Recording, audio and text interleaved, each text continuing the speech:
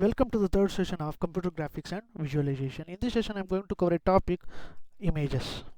In images, there are two types, physical and synthetic. Physical image is nothing but it is having a physical existence. That means it exists in the real world. Synthetic image is nothing but artificial image.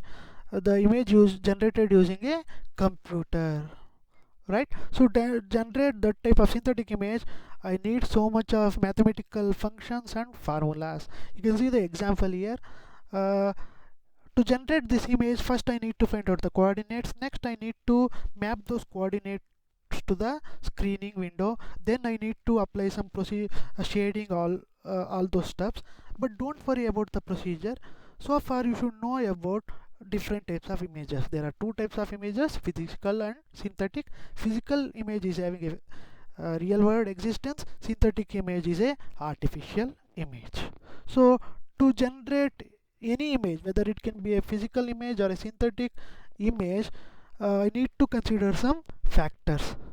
The first factor what I need to consider is viewer and a object, right? So you can see the example here. In this diagram, I can consider this sun as a object. So viewer is seeing this object, but this object is independent of the viewer. Independent in the sense, sun will be there if viewer is there also, so sun will be there if he is not there also, right? So suppose, next thing I can tell, if this river will be there if river is there, if river is this river is there if river is not there also, right? So your object is independent of the viewer and image formation process. Your objects exist in space. That means your object exists in the real world. It is not at all dependent on the viewer. Best example I told you, right? Sun is an object, so it will be there if viewer is there also, if he is not there also, not a problem. Next thing, to generate a synthetic images, I need geometrical objects such as points, lines and polygons. By using this type of primitives, I can generate graphical image, that is a synthetic image. First thing, to define that type of geometrical objects, what I need is set of locations in space or vertices. So to define a triangle, I need 3 vertices. To define a rectangle, I need 4 vertices. So I can use this type of geometrical primitives to generate my image. You can see here. So these are the objects. This diagram is an example for the set of geometrical objects. By using these objects, I can generate the image, right? So I told you, so if it's a triangle, I need 3 vertices. If it's a rectangle, I need 4 vertices. If it is a polygon like pentagon or hexagon, I need ordered set of vertices, because a pentagon is having a 5 sides, hexagon is having a 6 sides. There simply I can't put vertices wherever I want. I can't put vertices wherever I want. I need to follow some order to put the vertices.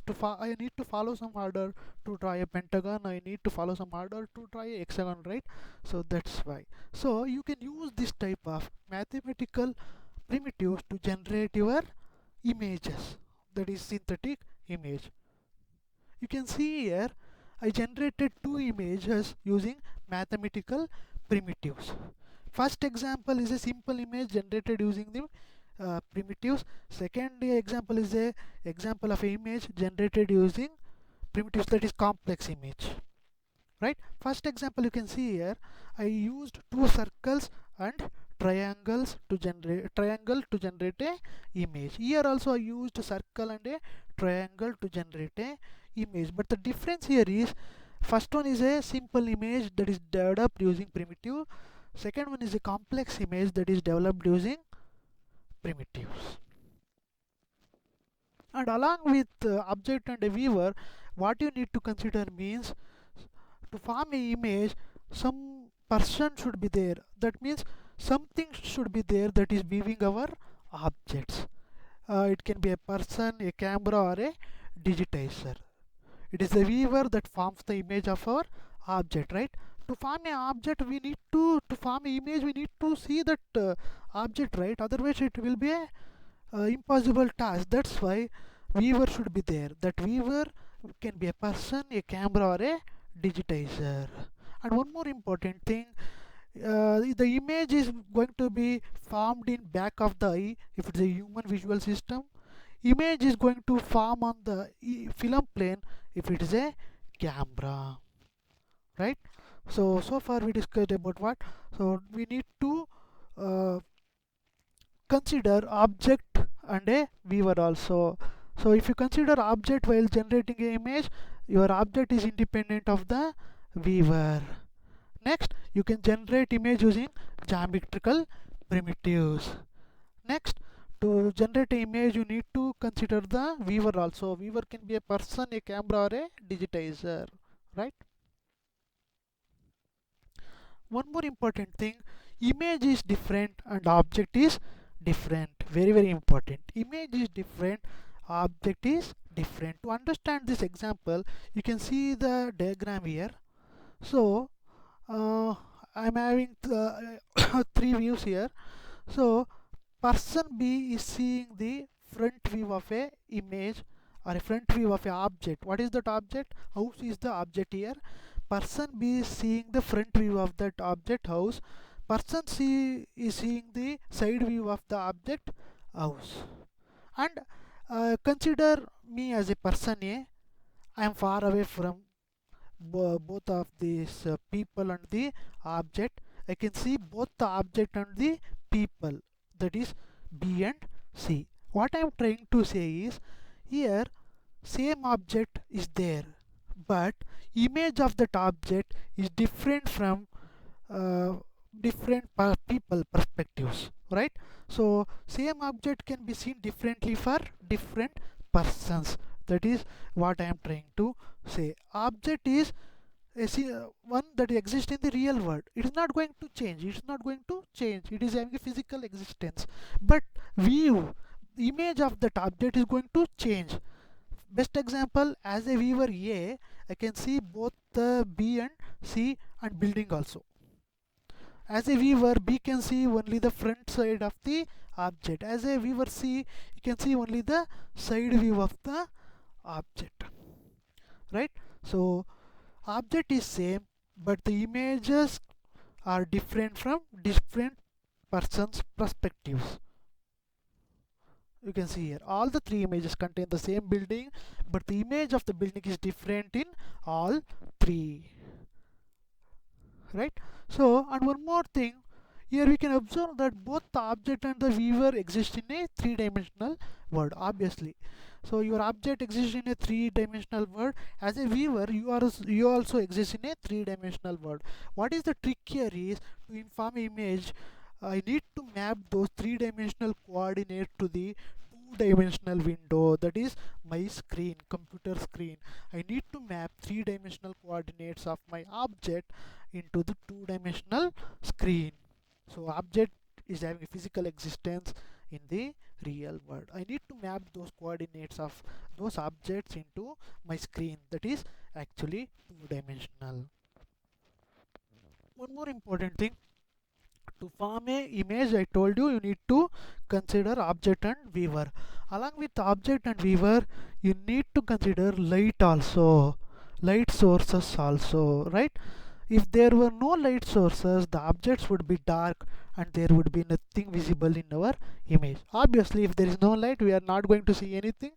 So definitely it's highly impossible to capture the image or to generate a image. That's why light plays a very important role. Along with the light source, properties of that object, that means when a light interact with the surface of an object, what happens, those things are also important. You are going to study next. See here, uh, to generate, right, to generate an image, what I need to consider means, along with the camera, along with the object, I need to consider a light source. You can see that in this diagram I am including one more component in this diagram, that is sun. Sun is my light source in this scene, right? So that's why you can see here shadow also. Light source is there, right? So that's why you can see the shadow also. That is actually a important thing. See here, light from the source strikes various surfaces of the object. Definitely right from the source. Here, what is my source? Sun. Light from the sun can strike various surfaces of the object. My object is what? Building. And a portion of the reflected light enters the camera through the lens, obviously. So to see a particular object, light from that object should reflect to the lens, right? If you are seeing through the camera, light should enters the camera through the lens, but if you are seeing through your eye, that light should reflected back towards the uh, cornea, otherwise you can't see the object, right? That's why light plays a very important role. Next, along with this, you need to consider the details of the interaction between light and the surfaces also, right? Clear, guys? First you need to consider the light source also. So sufficient amount of light should be there to generate a image. Along with that, you need to consider that uh, what are the surfaces of the object, and light is going to reflect. What happens when a reflected light enters the camera through the lens, or it enters the eye? Definitely, otherwise you can't see anything, right? Those things you need to consider. And one more important thing, light is a form of electromagnetic radiation. You can see the spectrum here. Electromagnetic energy travels as waves. That means what I'm trying to say is, electromagnetic waves are characterized by wavelengths and their frequencies. Frequencies and wavelength plays a very important role here. I will tell what is the importance of frequency in this light. The electromagnetic spectrum includes radio waves, infrared, and along with the infrared, very important thing, visible light plays a very important role. You can see here visible spectrum which has wavelength in the range of 350 to 780 nanometers. You can see here visible light is having a range of 350 to 780. I told you wavelengths and frequency plays a very important role in right. A given light source has a color determined by energy that it emits at various wavelengths. To identify the color of a particular light source, what is important? The energy that it is going to emit at various wavelengths. That is important. And wavelengths in the, and one more thing, wavelengths in the middle of the range around 520 nanometer are seen as green.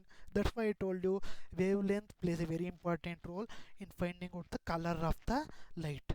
So range is 520 nanometers, light is going to seen as green. Those near 450 nanometers, they are going to seen as blue, and those are near 650 nanometer are seen as red, right? I told you that's why wavelength of a light plays a very important role to find out the color. Next thing, light sources can emit light either as a set of discrete frequencies or continuously. Here also, based on the this property, that is discrete frequencies or continuously, I can classify the lights into different ways. A laser is an example for a source that emits light at single frequency, right? But incandescent light is an example of a source that emits light at discrete frequencies, right?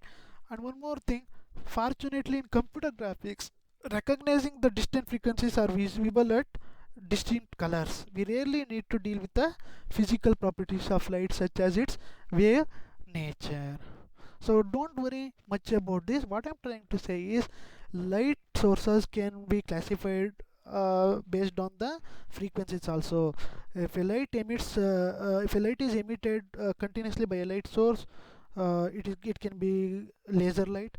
Suppose if it discrete frequencies, if a light is source is emitting the light in the form of discrete frequencies, then light incandescent lamp will be the example for that.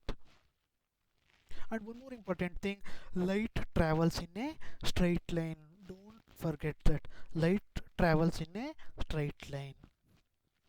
And one more thing, point source. Ideal point source emits the energy from a single location at one or more frequencies equally in all directions. So if you consider a light source, specifically ideal point source, what is the difference here? It's going to emit the energy from a single location at one or more frequencies equally in all directions. That is very important, right? So, and particularly light source is characterized by the intensity of light that it emits at each frequency. So based on that you are going to find out the color, right? Along with that, light's directionality, you can characterize the light using these two properties. That means intensity of light that it emits at each frequency, and by the light's directionality, right? I told you guys, to generate an image, what are the factors I need to consider? Object, viewer, light source, properties of light source, and the directionality of the light source. Also properties of light source means how you are going to identify a light source. I discussed that. Along with that, how light is going to behave when it interact with the some of the surface of the objects. That means if it interacts with the transparent object, it's going to pass inside the object. If it's a mirror, it's going to reflect back. That's why. So many things we are going to study. What are the properties? Those things we are going to study next. And one more important thing, so to generate a synthetic image or a graphical image or a artificial image, I need to form some image formation models. I can use that image formation model to generate a imaging system. So now I'm going to discuss about the model. First we need to develop a formation model, then we can use that image formation model to develop a imaging system. See here, so to generate a image formation model, so far whatever we discussed, that how we can form images from a set of objects, then light reflecting properties of these objects and the properties of the light sources in the scene. So far we discussed all this, right? So you need to consider all this to generate a image formation model. And one more important thing, physical approaches are used to generate a image formation model. Although this image physical approach is not suitable for real-time images, definitely it's going to give some idea to build a useful imaging architecture. So that, right guys, I need to consider the things whatever I studied now to generate a image formation model. See here, so to generate a image formation model, I'm going to start with a viewer and a some set of objects, and light source will be there. That light source is a point source, right? So you can see here we can start building an imaging model by following light from a source. Consider the scene illustrated in the figure, and I told you it is a single point source. Next, you can see here we include the viewer in the figure. I told you, right? So viewer is there. So why I need a viewer means I'm very much interested in light that reaches her high, because if light reaches the high only I can see the image, otherwise I can't see the image, right? So that's why that plays a very important role. And one more thing, viewer can be a person also, viewer can be a camera also, right? So, and next thing, ray of light. Ray plays a very important role here. Ray is what? Is a semi-infinite line that emanates from a point and travels to infinity in a particular direction. That means ray is nothing but a line of light that is going to travel infinity in a particular direction. So next thing, because light travels in a straight line, I told you, right? Light travels in a straight line. We can think in terms of ray of light eliminating in all direction from our point source. I told you, in a point source light is going to travel equally in all directions, and the portion of this infinite rays contributes to the image on the film plane of our camera. I told you, light can be eliminated, light can be uh, emanating from all the directions from a light source, right? But the thing here is, what how many rays are contributing to the image that is going to generate in a camera. Those things are very important. You can see the diagram here. It's very simple. So camera is my viewer here. I'm considering the set of objects like a sphere, rectangle, all those type of objects. You can see here one ray directly enters the camera. That is an example of a figure A, right? One ray from a source can directly enter a camera. One ray can travel to infinity. That is the example of ray B. And one ray, that is C, can reflect back to the camera, right? And one ray D can pass inside the object, that is transparent object. And ray C is a example of a reflecting object, right? What I'm trying to say is, if you consider any viewer such as camera to generate a image, to capture a image, light plays a very important role. Not all the rays of light contribute in the formation of an image. Only a little bit of rays is going to contribute in the formation of images. Best example I told you, right? uh, Different rays from a point source. One ray can enter the camera directly, one ray can go to infinity, and one ray can reflect back to the camera. I told you best example is a mirror. It's a reflective surface, right? And one ray can pass inside the object. I told you it is a transparent object. And one ray, uh, some of the other rays can scatter in all directions. Some of the other rays can scattered in all directions. Wow. So what I am trying to say is, not all the rays of light is going to contribute to the formation of images. Only set of rays is going to contribute to the formation of images. And I told you, right, surface is a mirror. A reflected ray might, depending on the orientation of the surface, enter the lens of the camera and contribute to the image. Other surfaces scatter light in all directions. If the surface is transparent, the light ray can pass from the source, can pass through it and may interact with the other objects. I told you, right? So this figure shows the possibilities. And one more important thing, best examples of real world techniques, whatever the real world techniques they are using, these techniques what we have discussed so far are ray tracing and photon mapping. You can see there, ray tracing and photon mapping are image formation techniques that are based on these ideas that can form the basis for producing computer generated images. Whatever the concept we discussed so far are used by these techniques, ray tracing and photon mapping. And other physical approaches like radiosity, the most important in computer graphics is radiosity. It is also going to is also going to use the same concepts. Don't worry about these techniques. I'm going to explain these techniques in detail in the next session.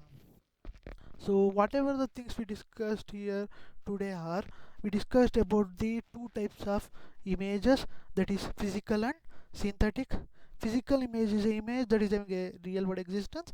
uh, Synthetic image is a graphical image that is generated using the computer. Then we discussed the factors that are going to affect the formation of image. What are the factors we discussed? Object we discussed, viewer we discussed, light source we discussed, properties of light sources we discussed. Properties in the sense, what happens when light interacts with the surface of some objects we discussed. Then we discussed about some of the light sources like point source, right?